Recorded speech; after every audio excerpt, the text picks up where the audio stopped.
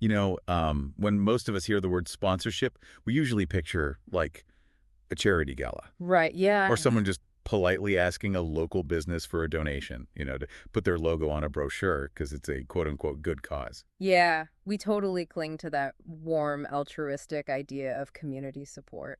Well, welcome to today's deep dive into the actual mechanics of winning marketing partnerships. We're pulling from the Sponsorship Bible by Chris Bayless to, honestly, completely shatter that warm, fuzzy illusion for you.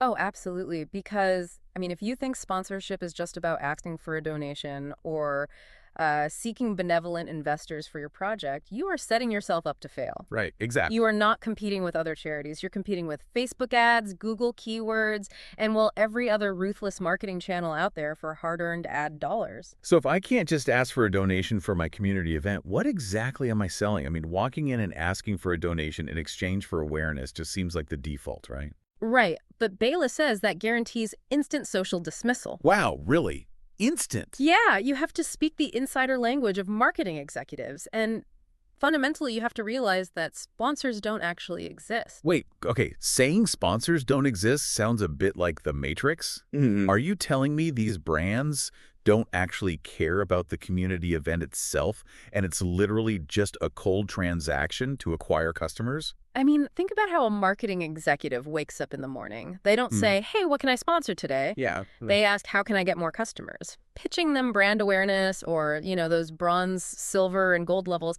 it just screams amateur hour. Oh, the classic gold level package. Exactly. You need their vocabulary. So you don't have an event, you have a property. That's the opportunity itself. Right. And you don't have the general public, you have an audience, which is the specific people you can actually access. Okay, so instead of just selling vague benefits, you'd offer what he calls activations, which are engaging experiences, and then assets, like an email blast or a logo. You hit the nail on the head. So if you're listening to this and you're planning a local event or a side project, you are probably thinking your audience is just your town or, well, everyone. Oh, yeah, everyone does that. Right.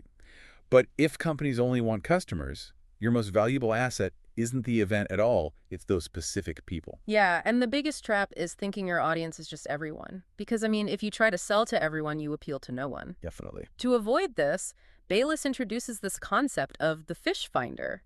You don't just guess what's swimming beneath the surface of your event. You actually look. Right. You use highly specific survey data to map out exactly who is in the room. So let's look at that cautionary tale from the book. There's Deborah, who landed a pitch with a Fortune 500 company she had chased for years. Oh, yeah, poor Deborah. Right. She went in selling goodwill, logos, and just really vague demographic data about, like, middle-class families. And the company just spent 30 minutes grilling her on audience specifics she simply did not have. Yeah, she lacked that fish finder data, so she couldn't prove her audience would actually buy their products, and she blew the pitch entirely. Which is brutal.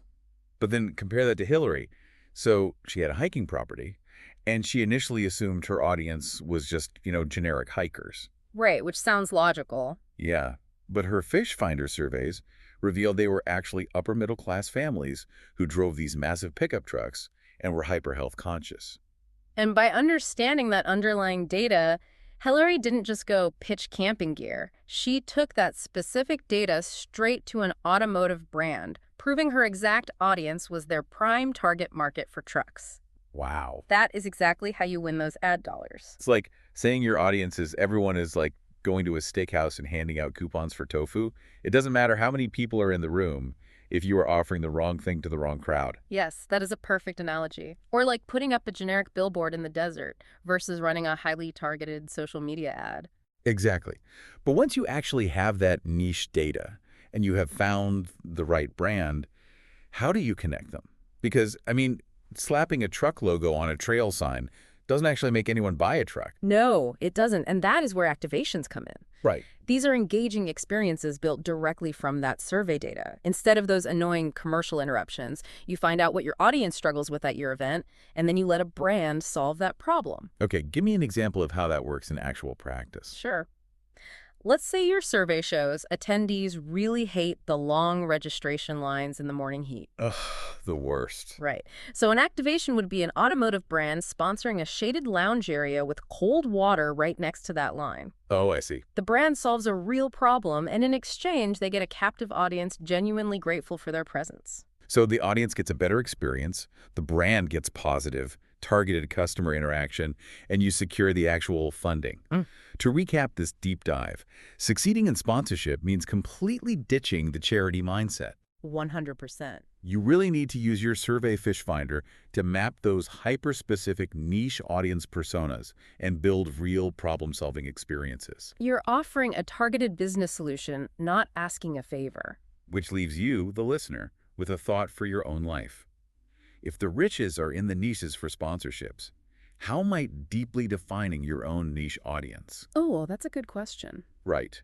Whether that is your boss at work, your clients in a side hustle, or even just your followers on social media, how might that completely change the way you value your own daily output? Definitely something to chew on. Are you still blindly asking for a donation of their time, or are you actually offering a targeted solution? Stop waiting for a benevolent sponsor and start knowing exactly who you are talking to.